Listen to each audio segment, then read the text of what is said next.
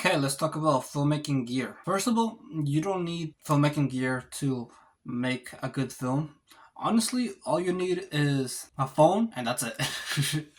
You don't even need a tripod either. You just need your phone and some actors and people who want to work on a film. That's it. If you look at the crime video, I feel like I'm repeating myself. I feel like I've said this intro in a different video before. But if you look at my crime video in my films, I made that film all by myself with no tripod. Sure, it is nice to have equipment and it's nice to have a tripod and have somewhere to stand and move it around and have like fix the lighting, fix this dark spot over here.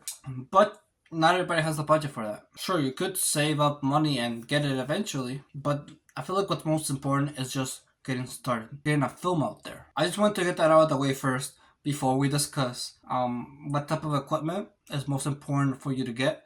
This is pretty much going to be like a list for me though. I want to help you too, but it's mostly for me, like a way to do research and see what type of things I want to get and improve on when it comes to not only my films but also my recording setup. So let's begin. I want to first start with microphones though. I'm recording this video through my the microphone that's on my phone. However, there are a couple of things that could help my recording but also my filmmaking experience. Well, mostly for the actors though, because I did find it kind of annoying using what's it called wired microphones, because you have to put them in your pocket or like somewhere where it's not visible, have it wired, and then also like attach it to like your shirt or something. Yeah, that gets a little bit annoying after a while, because then it falls and then somebody has to put it on.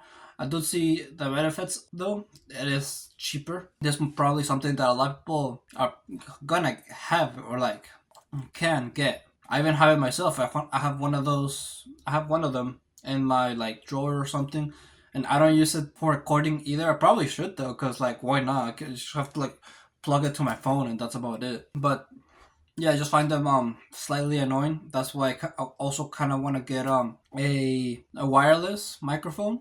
Oh, like you still have to attach it to your shirt, of course, but you also have the advantage of being able to move around and everything.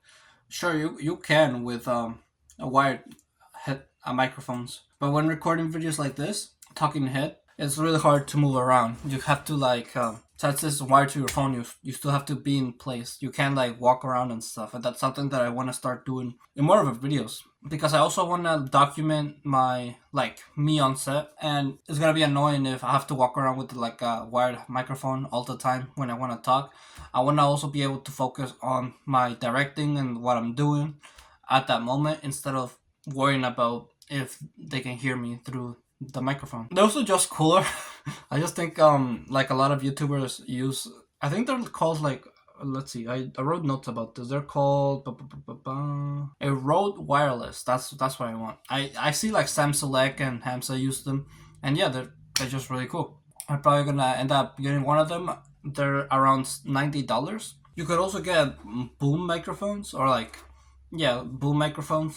When it comes to this, I do think they're helpful and they're not as distracting.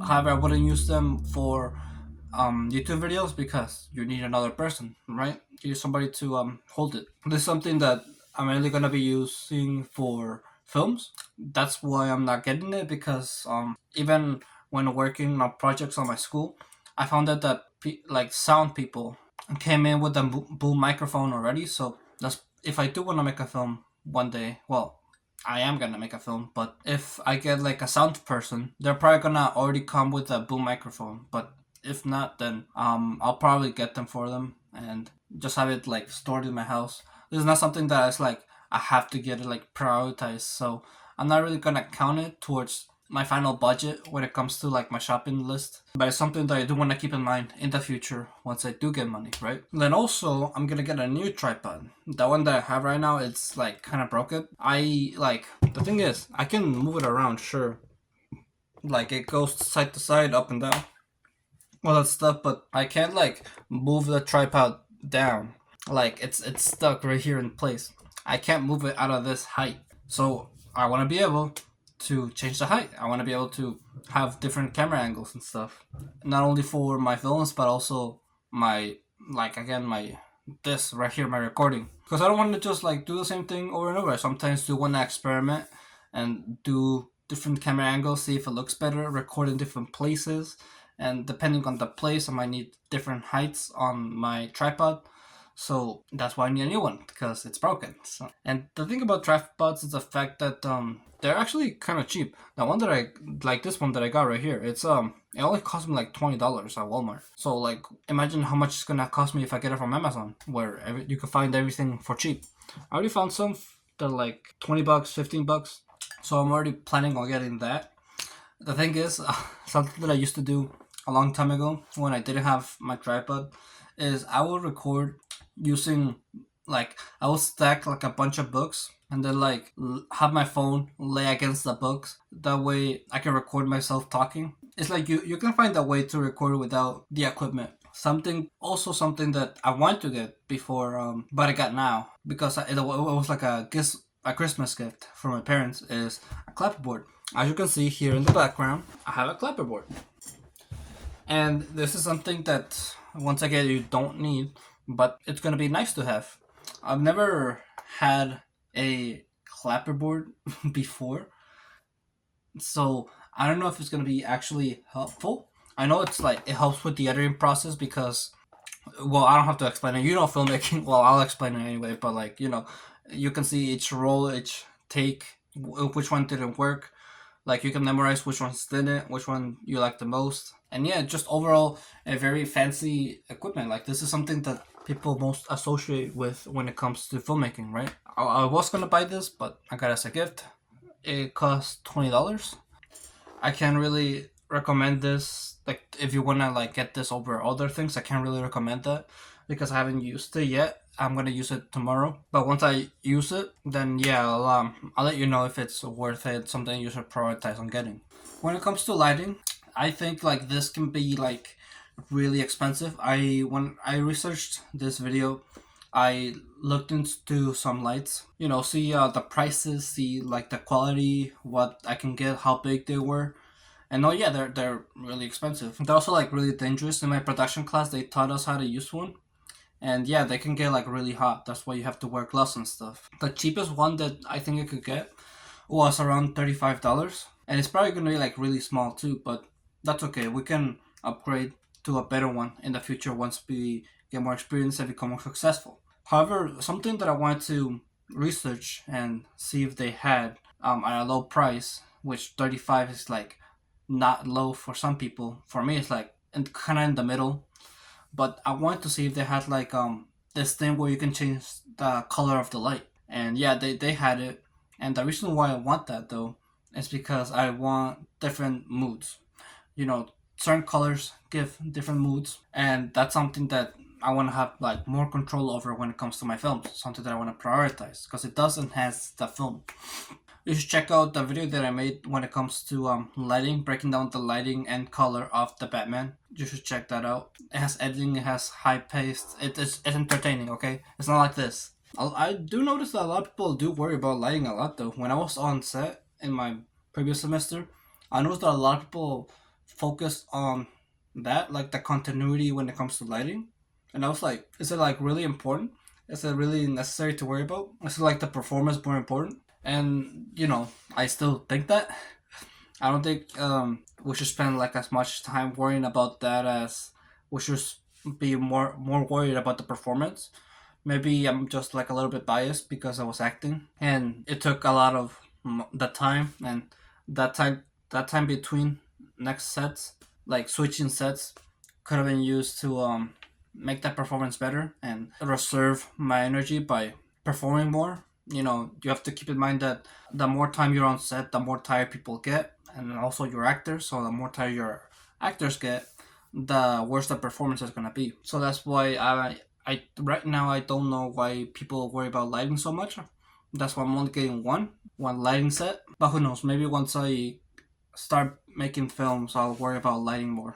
That's all I'm gonna get though. That's all my shopping list that I have. I think these are like the things that I want to prioritize getting because they do impact the film in a big way. So yeah, let's add everything up, right? So first we got the microphone, the wireless microphone, which is $90.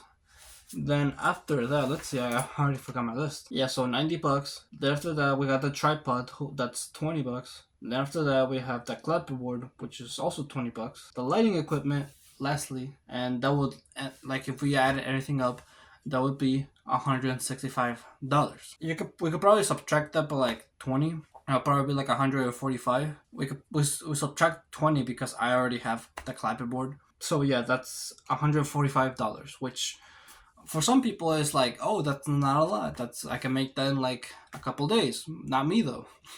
My job is a part-time job that pays little. I get paid 11.75 per hour, and my job has this thing where we can only work up to 20 hours a week because we're in school, we're students. There's like a limit as to how much we can work. That's just the rules though. And so that would mean that in order to make that amount of money, I would have to work like 13 or 14 hours. Your list may vary though, depending on where you get your equipment.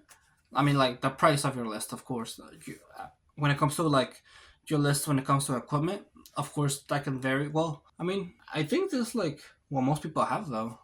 Obviously, you can add some things like costumes and makeup and other stuff that's used in film, but I believe these are like the essentials. Who knows, if I'm missing something that's really important, let me know in the comments. I'm always open to being more educated when it comes to picking where to buy it and like the price though. Don't think about it too much where to buy it. Most places are gonna sell whatever you want for the same amount of price most of the time.